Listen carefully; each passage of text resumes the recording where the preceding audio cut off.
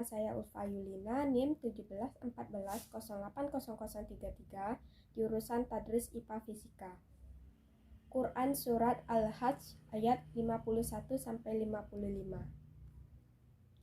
A'udzubillahi minasyaitonirrajim. Bismillahirrahmanirrahim. Wallazina sa'au fi ayatina muwajizna ulaika ashabul jahim. Wa ma arsalna min qablika mir rasulin wala nabiyyin illa iza tamanna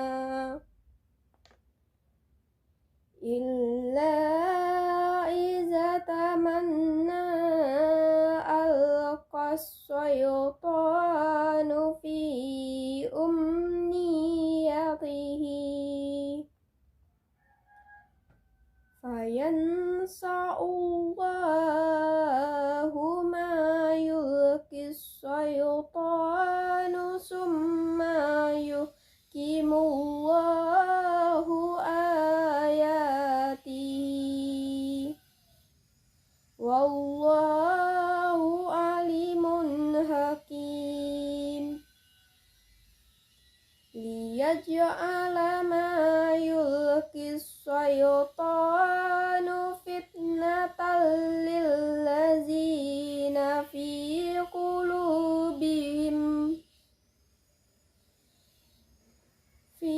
qulubihim maradu wal qasiyati qulubuhum wa innaz zalimina lafi shiqaqin ba'id. Waliya'lamal ladzina utul ilma annahul haqqu mir rabbika fayu'minu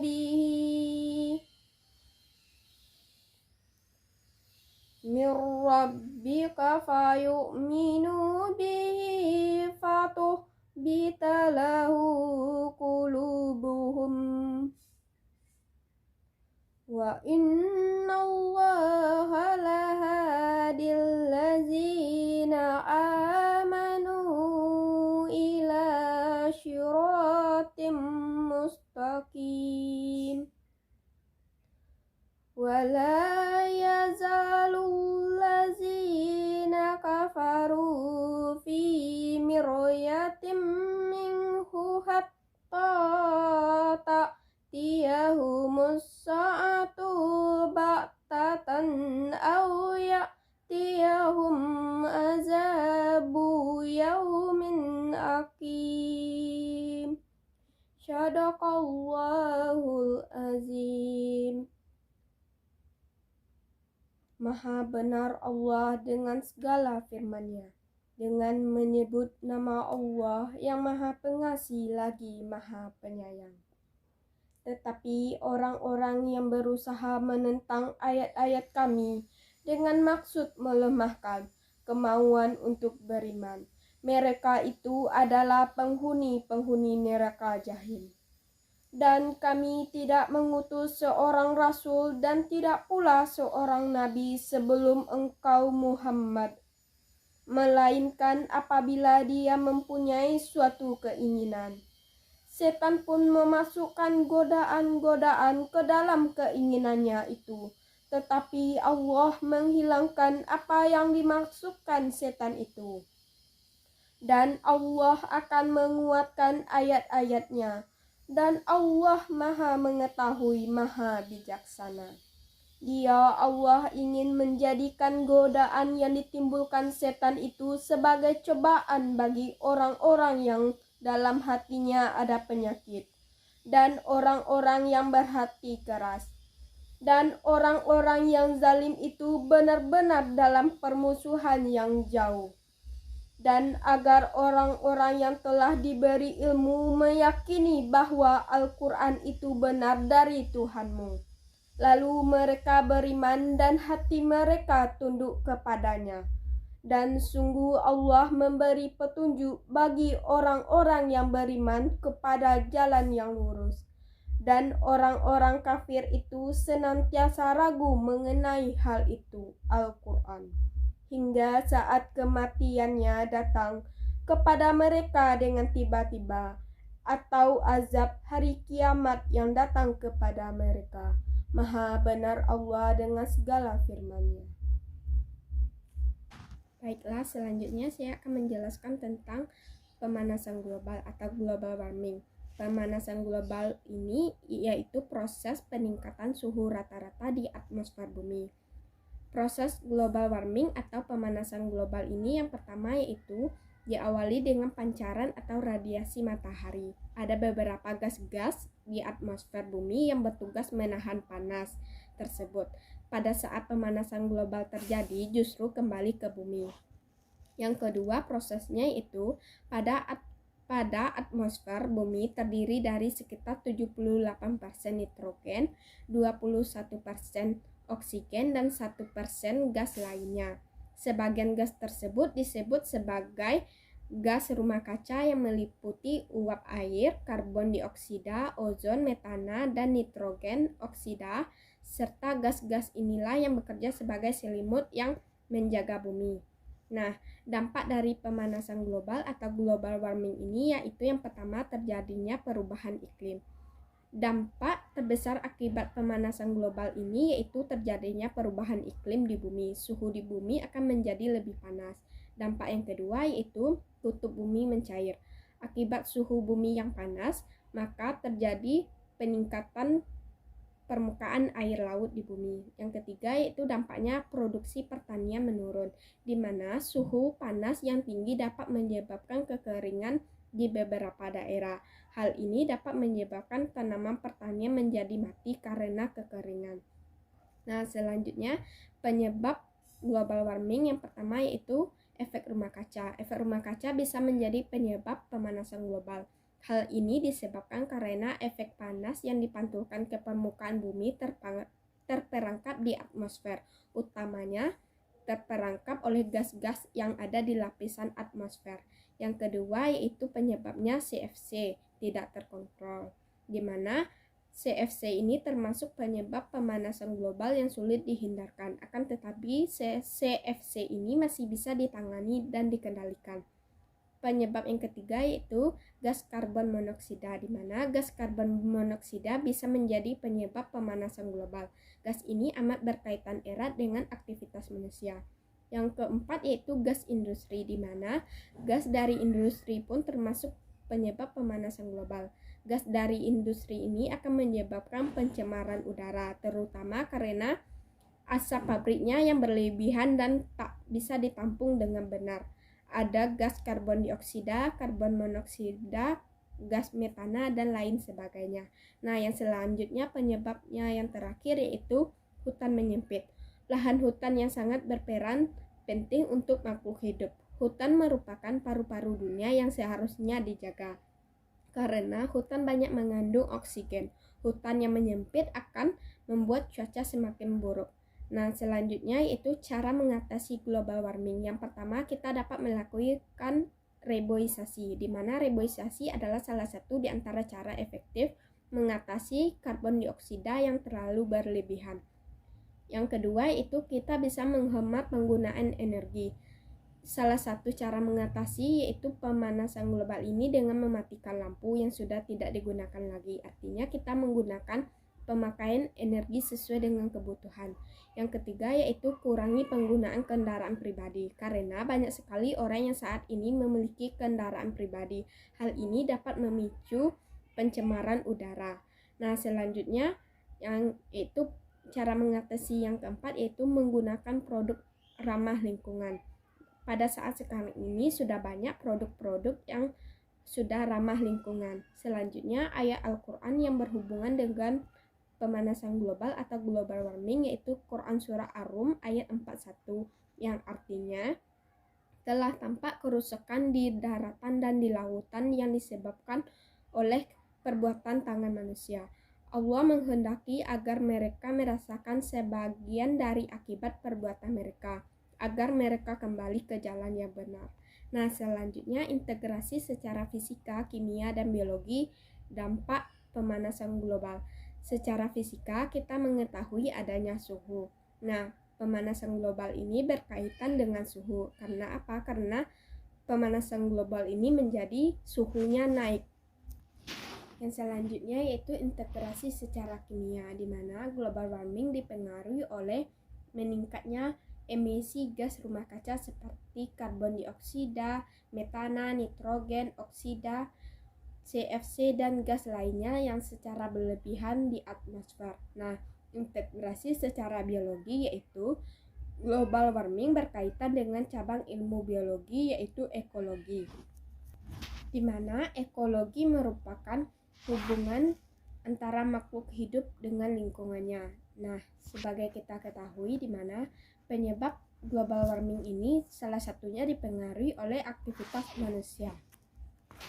Nah, yang selanjutnya yaitu indera dan alat optik, di mana indera yang kita gunakan untuk melihat yaitu mata, di mana bagian dari mata itu ada dua, bagian luar dan bagian dalam. Di bagian luar mata terdapat kelopak mata, alis mata, dan bulu mata. Pada kelopak mata membantu saat terpejam dan berkedip. Tujuan mata terpejam untuk mengistirahatkan mata. Mata berkedip untuk menjaga mata agar tetap lembab dan mengeluarkan kotoran dari mata. Nah, fungsi alis yaitu sebagai penahan keringat agar tidak masuk ke dalam mata. Nah, selanjutnya bulu mata berfungsi sebagai pelindung mata dari cahaya matahari agar tidak silau. Nah, bagian mata yang kedua itu bagian dalam mata, di mana bagian dalam ini ada kornea, di mana kornea ini berfungsi untuk meneruskan cahaya yang masuk ke dalam retina. Nah, yang kedua itu ada iris, di mana iris terletak tepat di bagian belakang kornea. Iris memiliki warna karena mengandung pigmen. Nah, selanjutnya itu ada pupil, di mana pupil terletak di tengah iris, berfungsi mengatur jumlah cahaya yang masuk ke dalam mata. Nah, yang keempat itu ada lensa, di mana lensa tepat berada di belakang pupil, yang berfungsi untuk meneruskan cahaya yang masuk agar jatuh tepat di retina.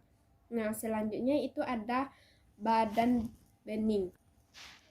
Badan bening ini terletak di bagian belakang yang berfungsi menerima cahaya yang masuk ke dalam mata, kemudian diteruskan ke syaraf mata. Nah, selanjutnya itu ada retina, terletak di bagian belakang yang berfungsi menerima cahaya yang masuk ke dalam mata, kemudian diteruskan ke syaraf mata. Selanjutnya bagian mata bagian dalam yaitu syaraf mata, di mana syaraf mata ini berfungsi meneruskan informasi yang diterima oleh mata ke otak. Selanjutnya yaitu kerja mata, di mana mata bekerja saat menerima cahaya yang masuk ke mata melalui pupil. Lensa mata memfokuskan cahaya sehingga bayangan benda jatuh pada retina. Ujung-ujung syaraf penglihatan di retina menyampaikan bayangan benda itu ke otak. Setelah diproses di otak, kita dapat melihat benda tersebut. Nah, selanjutnya yaitu alat optik. Alat optik kita ketahui bahwa alat-alat yang salah satu atau lebih komponennya menggunakan benda optik seperti cermin, lensa, atau optik atau prisma. Nah, proses terjadinya alat optik atau prinsip kerja dari alat optik ini yaitu dengan memanfaatkan prinsip pemantulan cahaya dan pembiasan cahaya, di mana pemantulan cahaya adalah peristiwa pengambilan arah lambat cahaya pada reflektor, sedangkan pembiasan cahaya adalah peristiwa pembelokan arah lambat cahaya karena cahaya melalui bidang batas antara dua zat bening yang berbeda kerapatannya. Jenis-jenis alat optik yang pertama yaitu kamera, di mana kamera merupakan alat optik yang dapat memindahkan atau mengambil gambar dan menyimpannya dalam bentuk file, film, maupun printout. Kamera menggunakan lensa positif dan membentuk bayangan. Sifat bayangan yang dibentuk oleh kamera itu nyata, terbalik, dan diperkecil. Bagian-bagian dari kamera yaitu yang pertama lensa cembung, ada film, diafragma, dan aperture. Jenis alat optik yang kedua yaitu loop, di mana loop adalah lensa cembung yang digunakan untuk mengamati benda-benda kecil agar tampak lebih besar. Fungsi loop ini yaitu memperbesar bayangan benda. Cara menggunakan loop ini ada dua, yaitu yang pertama mata berakomodasi maksimum, maksudnya yaitu cara memandang objek pada titik dekatnya. Nah, di mana otot siliar bekerja maksimum untuk menekan lensa agar berbentuk secembung-cembungnya. Yang kedua yaitu mata tak berakomodasi, maksudnya itu memandang objek pada titik jatuhnya, yaitu otot siliar tidak bekerja atau rileks dan lensa mata berbentuk sepipih-pipihnya. Selanjutnya jenis alat optik yang ketiga yaitu teropong atau teleskop, di mana teropong atau teleskop ini kita gunakan untuk melihat benda-benda yang jauh.